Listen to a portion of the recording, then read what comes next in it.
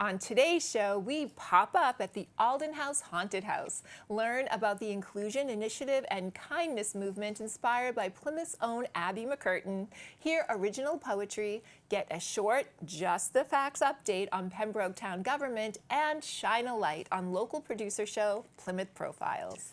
And if you're looking to learn or just have some fun, we'll also be talking about classes, programs, and upcoming things to do in Plymouth, Pembroke, Kingston, and Duxbury. We are glad you're here. Let's get started.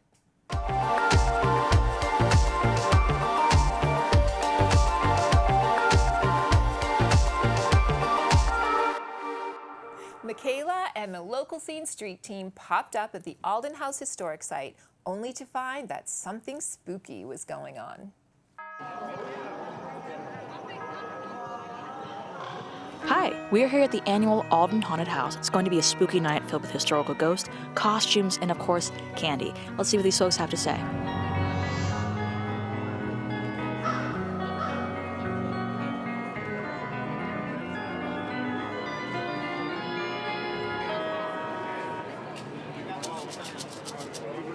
Hi everybody, I'm here with Zoe. Zoe, what's your favorite thing about Halloween? My favorite thing about Halloween is all the cool costumes and creativity that everybody has. What are you going as Halloween this year?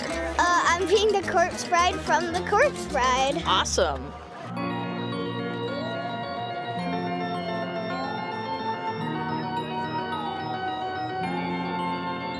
I'm here with Bella. Bella, what is your favorite thing about Halloween? My favorite thing about Halloween is the candy. Me too. I'm a huge sweet tooth. Okay, so I also love horror films, and I know that you're a big horror fan as well. What is your favorite horror movie? My favorite horror movie is The Shining. Love it.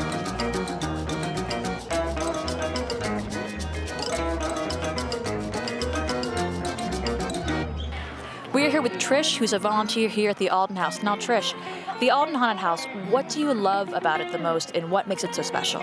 I love being here at the Alden House, especially for this event, because it brings the whole community together. It brings all the kids in. They look forward to it every year. It brings all of the community in. We have people from the Girl Scouts, the Boy Scouts, the Lions Club. We have so many volunteers who come in. The whole community looks forward to it all year. I love seeing all of the kids come in, their costumes. The parents are excited because their kids have such a good time. It's just one of those things. This is the 23rd year. 23. It's 23 years. 23 years. Wow. And I've been doing this. This is my 10th year Excellent. that I've been doing this. Wow, and that's why it's so special. People keep coming back for more. They do. Wow. They do. Okay, now, the hard-hitting questions. What's your favorite scary movie? My favorite Halloween movie is and always will be Halloween. I saw it when I was I think I was my first year of college. I saw it with a few friends, and then I drove home and went into an empty house and turned on every single light in the house and still couldn't stand it. I had to pick my mother up, and I left and went to where she was an hour and a half early to pick her up because I could not stand being in the house by myself. And so, yes, it will always be my favorite Halloween movie. That's a great story. Thank you so much for talking to us tonight. Oh, well, thank you.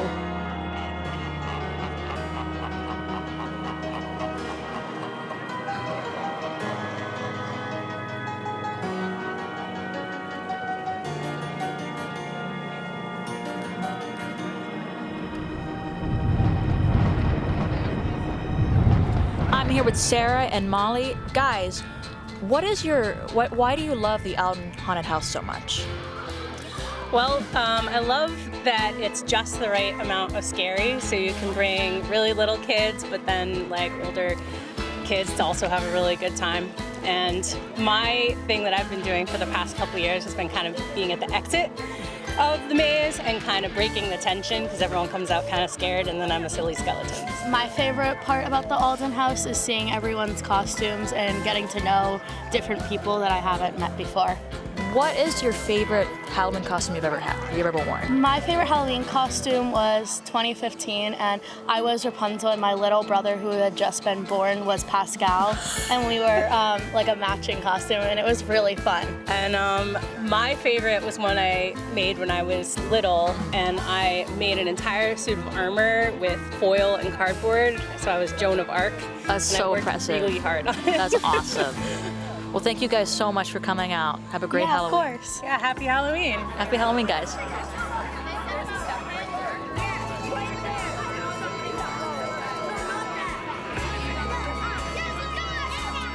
Okay, guys, I'm here with Nate and I'm here with Quinn. Guys, what's your favorite Halloween candy?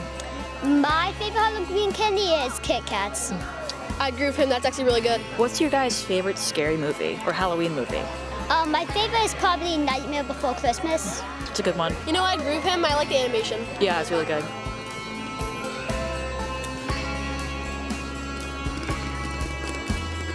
I'm here with Oliver. Oliver, what is your favorite thing about Halloween? Trick-or-treating. Trick-or-treating, the classic. Okay, now, interesting costume you have. What are you going as for Halloween this year? Figure. Interesting, awesome. Thank you so much, Oliver.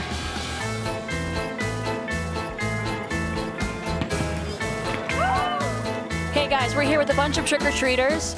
Guys, what is your favorite thing about Halloween? I really like dressing up and hanging out with my friends. I agree. I really like going trick-or-treating and dressing up. I agree as well. My favorite thing about Halloween is going trick-or-treating and doing the Alden haunted house and maze. Well, then you're in the right place. I like seeing all the like costumes and different things people are wearing. Yeah, I met 2 roomies tonight. My favorite thing of Halloween is when we do a fire in our front yard. That's awesome. Thank you so much, Lord Vader. Okay, now guys, what is your favorite Halloween candy? My favorite Halloween candy is Kit Kats. Kit Kats. Reese's. Excellent. I think probably Reese's Pieces. I really like those. Those are really good too. Anything gummy. Yeah. I like the little Hershey bars. Yes. Anything gummy. Anything gummies. Okay, we got some gummy lovers in here. Thank you guys so much for coming out and for talking to us.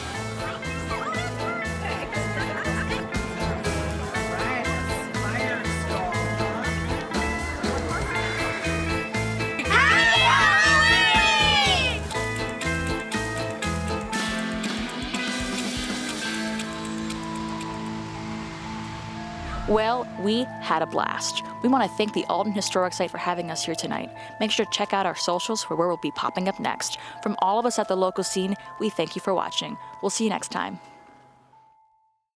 Abby McCurtain is the inspiration for the social emotional children's book, I See You, Do You See Me? Promoting inclusion, acceptance, compassion, and kindness. Here's the story.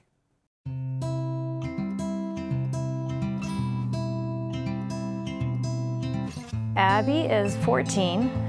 She was diagnosed just around 10 months of age with Lee syndrome, which is a mitochondrial disease.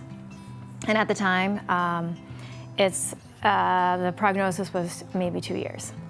So when you get that news, you're kind of mourn the loss of what you had hoped for your little girl, and I was 7 weeks pregnant with my son. So you have all these things going through your head, and I could have just collapsed, but I was like, I want to make the most of everything we have. Along the way, I just started piecing together other families that were like us, and meeting with organizations like Fragile Footprints or Plymouth County Family Support.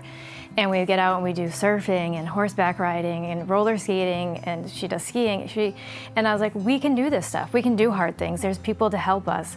And when I was talking to Shannon, like we were just talking about the disconnect between at home, you have certain things and you have to really work hard for it. And a lot of the resources come from other families talking to me or me sharing stuff with them. But I mean, I feel like as we're going down this path and making so many great friends and helping other families, like we see what Abby does, you made us want to try. Keep doing what you're doing. She seems so happy. You guys are getting so much done. I've known Heidi for 20 years, and I met Abby when she was an infant. and we have been friends since. We lost touch for a little bit and we reconvened and just to catch up, and we talked about starting, a project and life goals and what are our interests, because it had been a few years since we had seen each other. And I work in public schools, and Heidi was talking about inclusion and Abby and what's meaningful to her as a mom within the home, and we just realized that our ideologies started to align between home and school.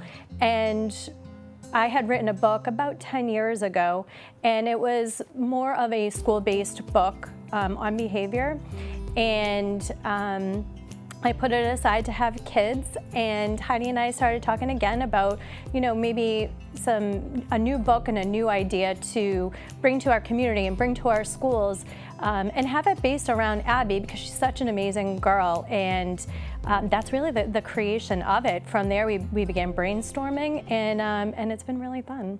As we were trying to see how we can make school kind of overlap with home and community stuff, and that's where Todd came in. When I was married, we did Team Hoyt New England stuff, and Todd was working with Team Hoyt New England. He's now with Smile Mass, and I was like, oh, Shannon wrote a book, and she was kind of interested, and he's like, yeah, well, I'm just switching jobs right now, so get back to me. And he's like, but this sounds like a really great project. And once he got his feet wet at Smile Mass, and we had all reconvened, and he's like, yeah, let's give it a go. The timing was everything. I had just reconnected with Shannon, and like she said, we wanted to have a legacy book for Abby. I wanted people to see that, she doesn't see herself in a wheelchair. It's really to see the best in others and in yourself. That's really the theme behind the book, and it's a great book. It's meaningful. It shows life through the eyes of Abby and all the amazing things that she does. She is in a wheelchair, however, that does not define her, nor does it stop her. And the book, you'll see throughout all the amazing activities she does, from cheerleading, just like my daughter, to swimming, to surfing, to sailing. And it's to show that perspective within schools especially, and just in the community between younger children and even adults alike, that they're, just because you look different doesn't mean that your life is any different. It's just as fulfilling as anyone's.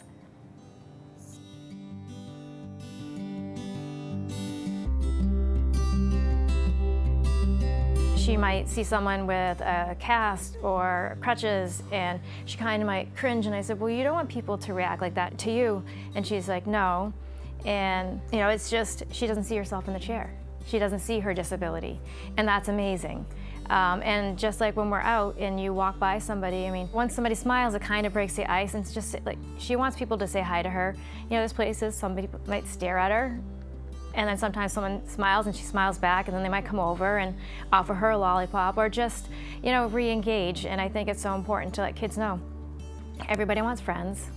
She had a 13th birthday, and she recognized people as they were coming in, and I love seeing people that have been in her lives for years realize she has friends. She likes these things. She can use an iPad. So I'm like, yes, she can do all these things too. Maybe not like we do, but she can do them. The premise behind the book is to put your Abby Max on and see the best in others and in yourself. So there's a reflective piece, and we thought, from the school perspective, that it's really important to have something tangible, especially for, group lessons, mini lessons, conflict resolution within the schools, within the school halls. So having something tangible or some sort of slogan can be a gentle reminder for students alike to be a good friend and to also be good to yourself, because it's not just about Abby Mack, and being good to Abby Mack. It's about being good to all friends and, being kind to yourself too. In the book, in the back, there's a cutout of eyeglasses. So it's almost like having a visual tool. So when you're having a hard time and you put on your Abby Max, it'll help you see the kindness in others and yourself. So it's almost like, just something that you can use as a reference point, I guess. As we were talking about Abby and all the incredible activities that she does, it was, what other things can we put into this book that could be meaningful to other children and, adults of all cognitive abilities. So the book is centered pre-K to 2.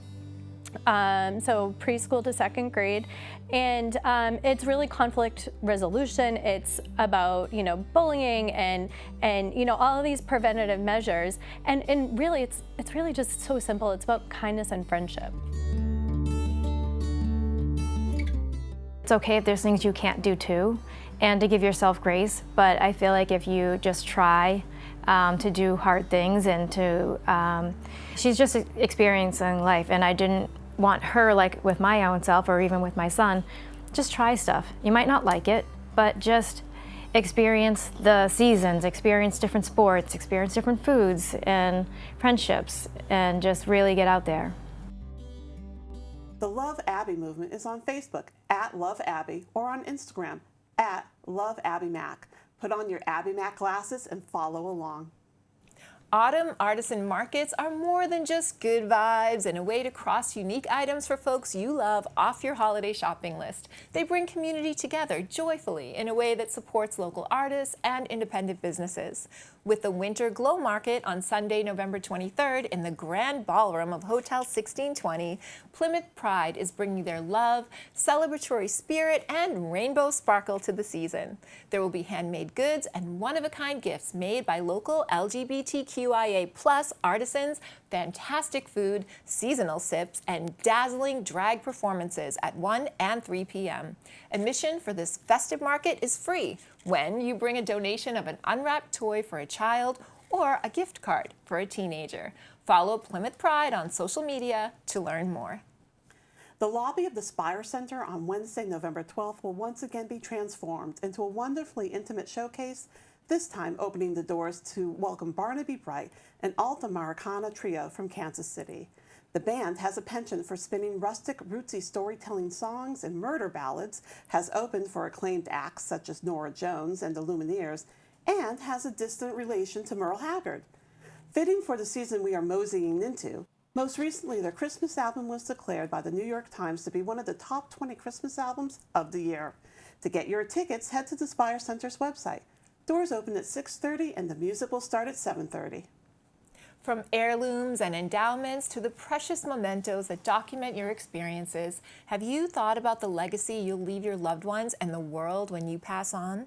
Consider attending Your Body, Your Legacy, Live Well, Age Well, and Die Well, a workshop at the Duxbury Senior Center facilitated by Cheryl Botieri, an end-of-life educator, doula, and family support specialist. Cheryl provides education and empowerment on how to identify and incorporate what matters most to you into a healthy end-of-life plan, gifting you and your family with peace of mind and your life with meaning until your last breath. This free class is on November 18th from 4 to 5:30 p.m. and will offer guidance on decisions around whether you want to have a burial, cremation or natural burial, a funeral, memorial service, or celebration of life, to how to set up your finances, assets, and mementos for easy handling. Register through the Duxbury Senior Center's website. American writer and journalist Dorothea Brand described the children's mind as being not a container to be filled, but rather a fire to be kindled. On Wednesday, November 19th, Melissa Cowell from the Biebel Art Center will be at the Kingston Public Library to teach art lessons that are sure to stoke the creative fire in young artists aged 6 to 11. You don't want to miss any steps in the process, so be sure to show up at the children's room in the library right at 5:30 when the class begins. Each child must be accompanied by a caregiver, and the free class is at 5:30 in the children's room of the library.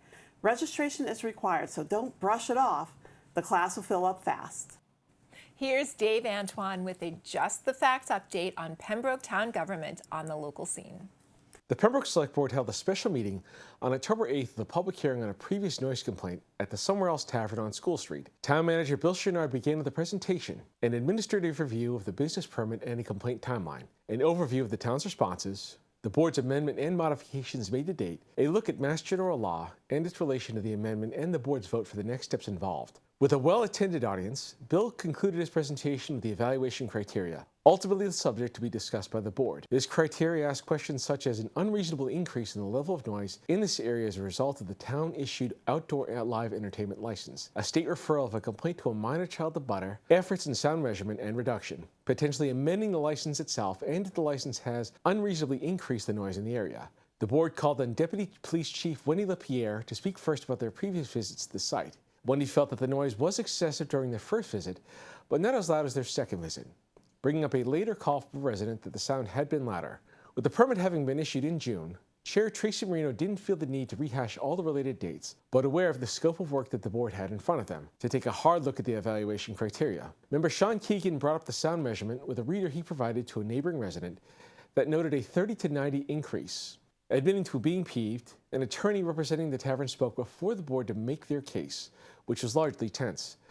Discussion consisted of the bylaw of 400 feet in questioning the sound reader's validity. Given the subject between the time and scope of the license and the ongoing work conducted by the tavern to monitor the sound, as the attorney felt their client was trying to be neighborly with their location in the business district, becoming a question of the resident's complaint with a residential space being identified as mixed use. Conversation continued on topics spinning off from this issue, with the attorney mentioning the ongoing business landscape for his clients and the charity that they perform for Pembroke, believing that the best situation was for their client to use their existing weekends while the license is active. On the rebuttal side, Town Manager Chenard cited that there wasn't an outdoor entertainment license issue before the homeowner's purchase of their property, followed up by Selectman Keegan and John Brown reminding that this was about a music license and not a business permit. Mr. Keegan voiced his observations at the sound being raised and his attempt to get the issue solved. The businessman spoke in his defense of his tavern, citing a previous convo he had with Mr. Keegan with a 62 decibel reading, one that Mr. Keegan refuted. Back and forth conversation carried on amongst the room, with Tracy Marino taking the meeting back to the board, saying that they're trying to find a balance between the business and the residents. Tracy cited one complainant more, that it needs to be considered by the board. Selectman Flynn tried to find a middle ground of bringing the band inside while holding onto the license while finding a solution, one that the attorney said wouldn't be possible due to the size and layout of the business. The homeowner who had raised the issue of the sound stepped up, trying to maintain civility and not create a bigger issue without bringing attention to himself any more than necessary, with respect to the issue nor harm the business, saying, "I just don't want to hear the music in my home." The resident indicated that the audio baseline in his home was between 30 to 40, but with the music, it's at an 80, bringing it thousands of times louder. Another resident spoke in defense of the business, feeling that somewhere else was being singled out over other businesses. The discussion came back to the board, with Selectman Brown feeling that this now summer-long issue, that this outdoor live entertainment license, if denied for one business, should be denied for all, given the kind of precedent that this license sets for similar businesses in town.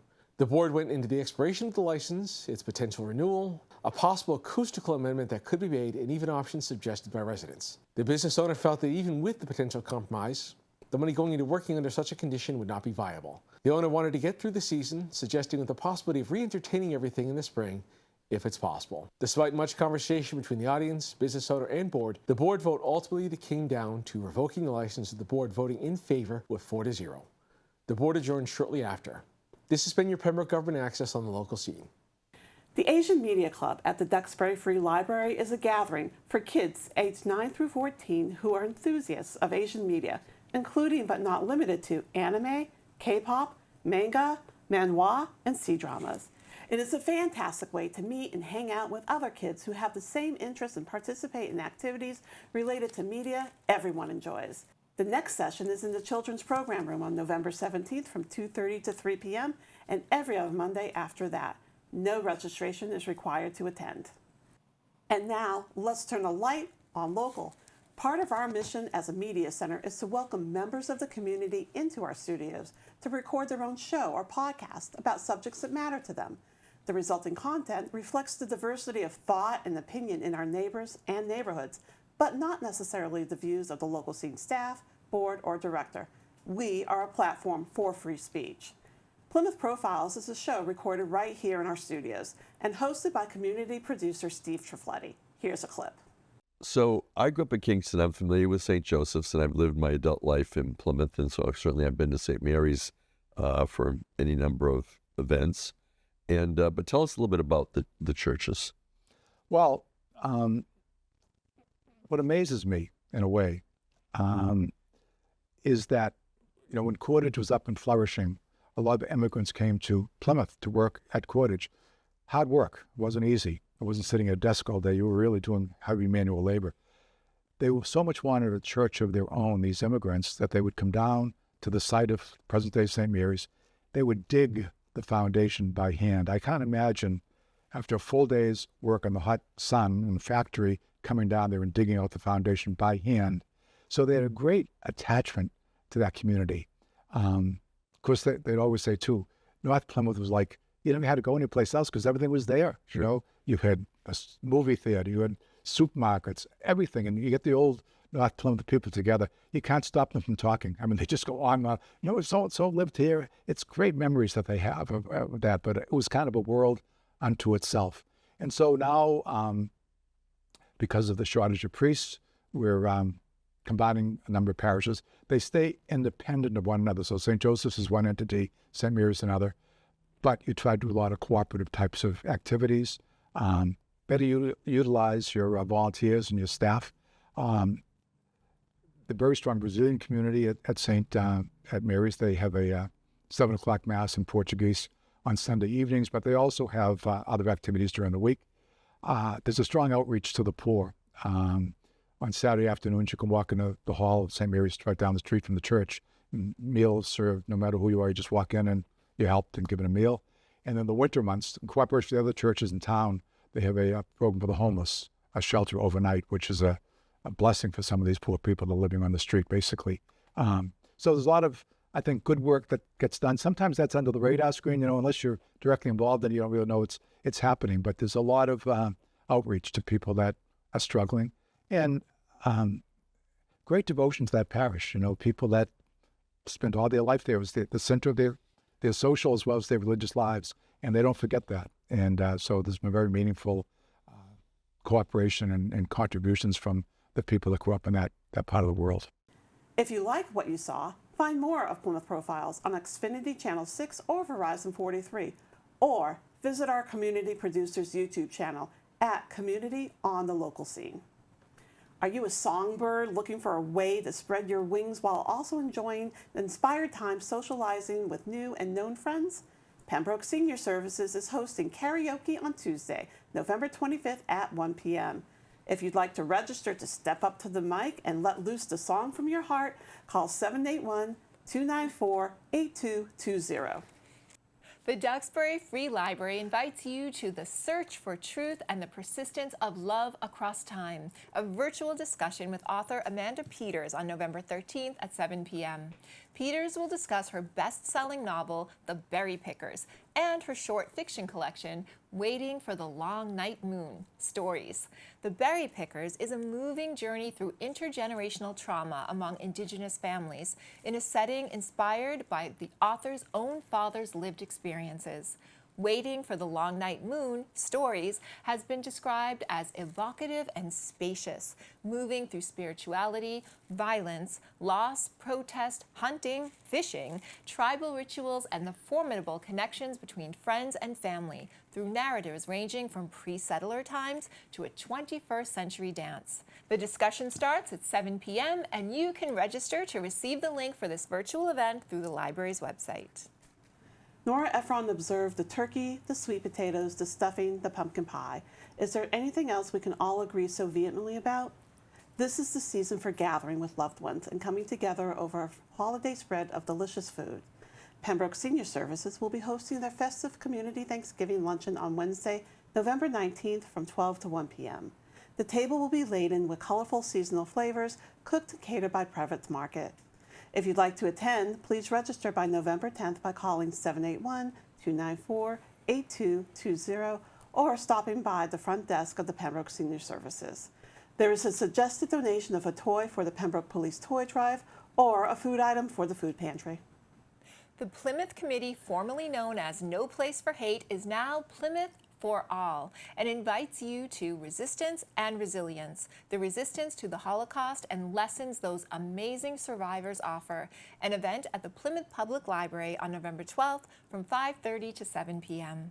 The talk will feature award-winning journalist and New York Times bestselling author Larry Tye, who will discuss his research insights, interviews with survivors, and the topic of his soon-to-be-released book, The Forger of Paris, Adolfo Kaminsky and the Jewish Resistance to the Holocaust.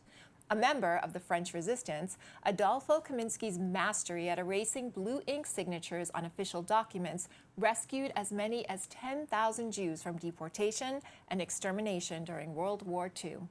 This important discussion will take place in the Phalo Meeting Room and will be moderated by Walter Robinson, longtime investigative reporter and editor for the Boston Globe. Visit the events calendar of the Plymouth Public Library website to learn more. Next up is Ariel Friedman in a reading of her original work.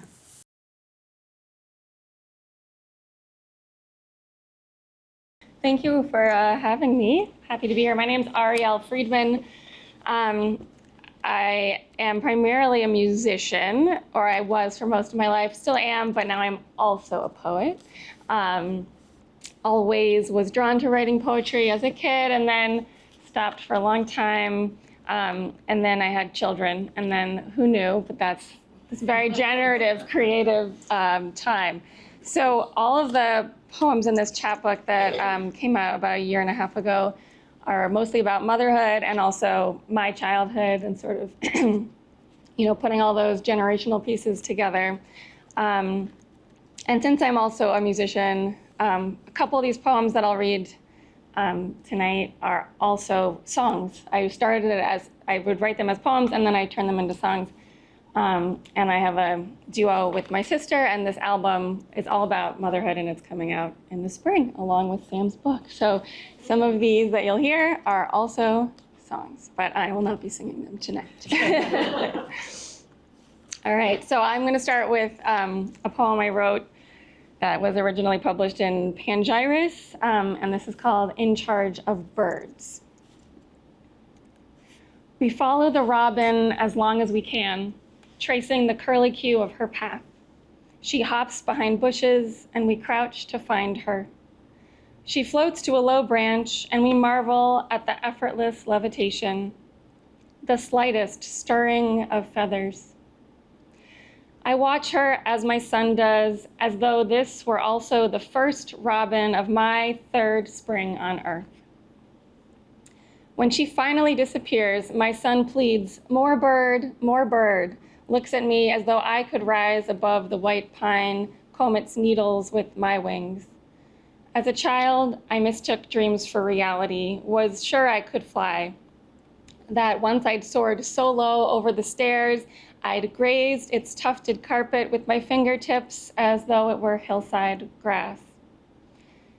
I tell my son I am not in charge of birds, that they are bound only by a contract with worms and the open beaks of their babies, the flow of tropospheric currents, and whatever genetic programming turns their bodies south each winter, as though they were compasses that cannot be held in our palms.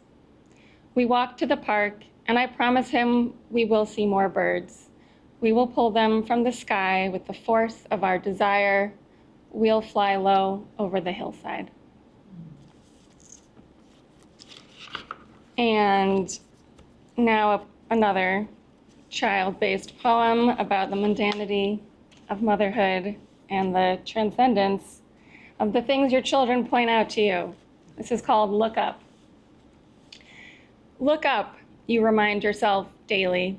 Look up from the screen-cracked phone, from the oatmeal dropped on the floor, the sponge still wet in your hand. Look up from the steps that could lead anywhere, the grocery bags that heavy your shoulders like milk-full breasts. Look up from the walk that needs shoveling, the cat that needs feeding. Look up tremulous after reading it in a book, after the snow has photo-negatived each tree, branch bone underbelly, white shadow above.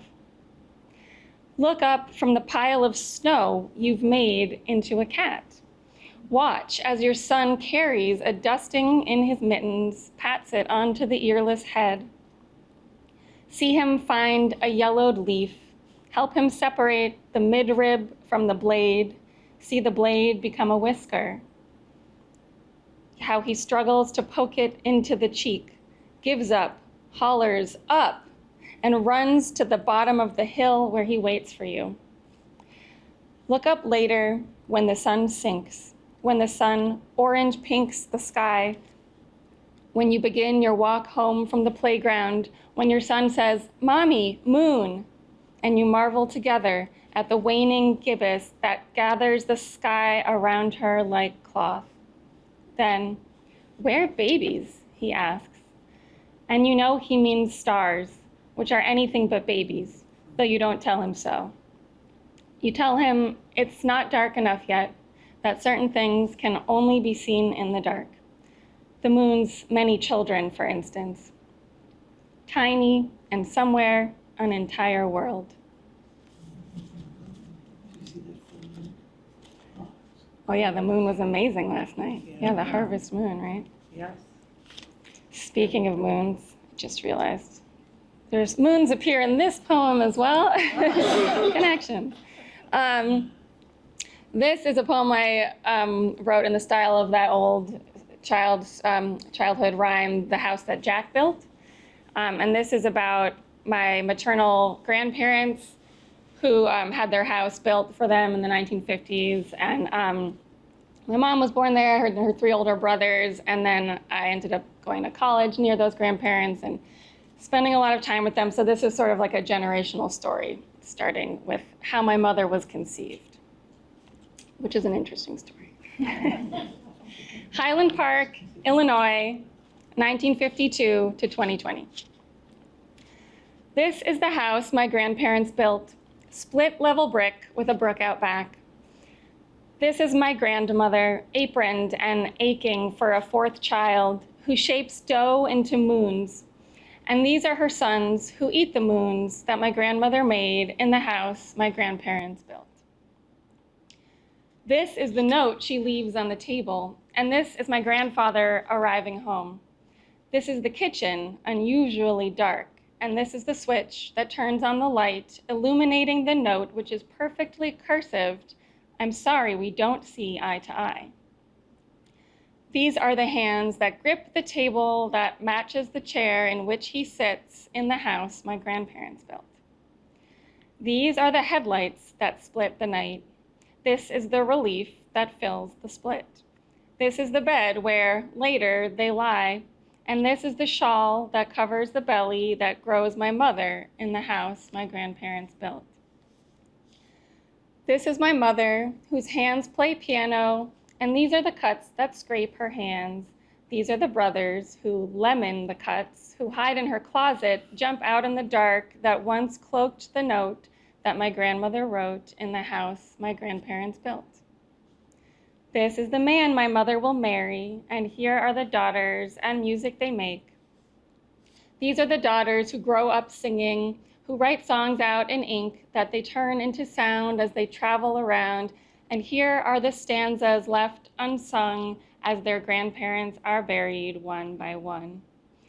These are the people attending their shows, and this is the virus that keeps them at home, here, where their children say, "Sing, Mama," anyway, who delight in the rhymes they hear in the songs that they sing while they bake, turning dough into shapes that melt in the mouths, that call out in the dark, that quiets the lark, whose song writes the day, that lifts the airplane, that arcs the blue as it carries us, me, my mother, my son, back to the house my grandparents built. Thank you. I'm just going to read a couple more. Actually, just two more. I have one new poem that ostensibly is about to come out in a new literary journal online, hopefully this month. It's new, but I started it about 3 years ago. My son's almost 7, and this is about his 4th birthday. So, will I live forever? You ask me at bedtime on your 4th birthday. And when I say no, no one lives forever. And you say, but numbers go forever. My mind traces the imagined course of your life. 8-year-old turned teenager, gangly kid in a dorm turned 20-something in a queen bed, cuddled with the shadowy figure of not me, until you are old, older than me, and suddenly I am not in the picture. A pencil drawing of us, me erased, and it takes some time to soar back into my body next to you on your bed on the floor in my bedroom, a place I can't imagine you'll ever leave. I tell you yes. Numbers go forever. Squint, and you'll see them curl over the horizon, carrying the future in their tiny mathematical hands. Someday, I tell you, we'll look down at them, or maybe up, our essences scattered like light through a prism into anything but numbers. I'm going to leave you with a poem I wrote after seeing Hadestown, the musical. Anyone seen it? So good. And the whole time you're sitting there in the theater and you just want it to have a happier ending than you know it's going to have, like a lot of the old stories. So this is called Happy Ending. And here it is. Happy Ending. Catch the story midstream and hear the pounding doubt between his temples. See the pivot, simple, on the balls of his feet. Eurydice's gasp of realization, not unlike Lot's wife, who, upon turning, glimpses her flaming city one last time before she goes rigid. But these are endings, not beginnings. And the difference between stories and real life is that real life keeps going. I scroll the headlines, 1.5 degrees and climbing, horizons like the walls of Hades. When you ask for a story, I know you mean one about cartoon trains, the chase and rescue, the close call. But in these stories, you'll find that nothing saves Sodom, that Eurydice is swallowed whole by the earth. I tidy the kitchen, read another email urging a call to my representatives. This isn't the world I wanted to give you. Once you said women could not be rabbis, and I wondered at that trope 3,000 years old and lodged already in your small bones. What other stories do you know that I haven't told you? Do you know how long Orpheus walks to emerge from the underworld? How lonely he must feel and helpless, how close he comes to the daylight? Do you know that our seas will rise? That the more stunning the sunset, the more toxins in the atmosphere? That when snow falls, I ache to swallow the landscape? Maybe you know already that Orpheus finds his bride, fights to hold on, step after step through the earth's intestines, ahead, the growing circle of light. Maybe you know already how it ends, though when I tell you, I'll describe a finger of fresh air that finds its way to his cheek, the quickening of his pace as he approaches the threshold. This time, he won't look back. Thank you so much.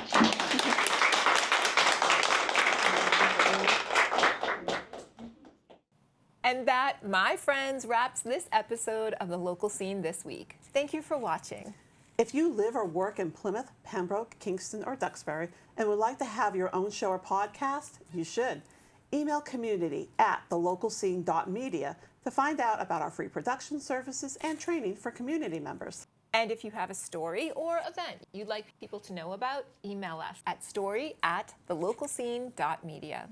And we thank our patrons, Tiny & Sons, Quintal Brothers, and Squinty's Pizza, for supporting our mission of community in action through media. The Local Scene this week will be back next week with more of what's good and good to know in our area. From all of us here, happy Halloween. May your tricks be few and your treats be bountiful. Until next week, we'll see you on The Local Scene.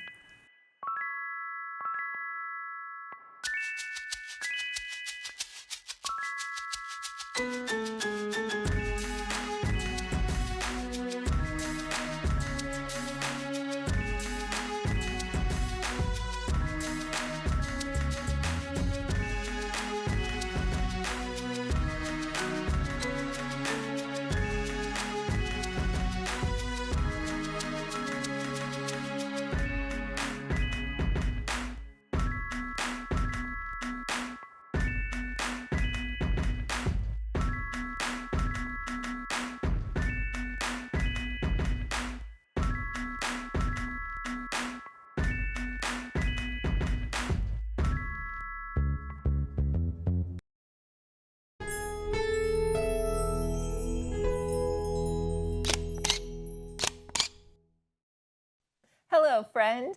If you enjoyed this video, please think about scanning the QR code and making a contribution to the local scene.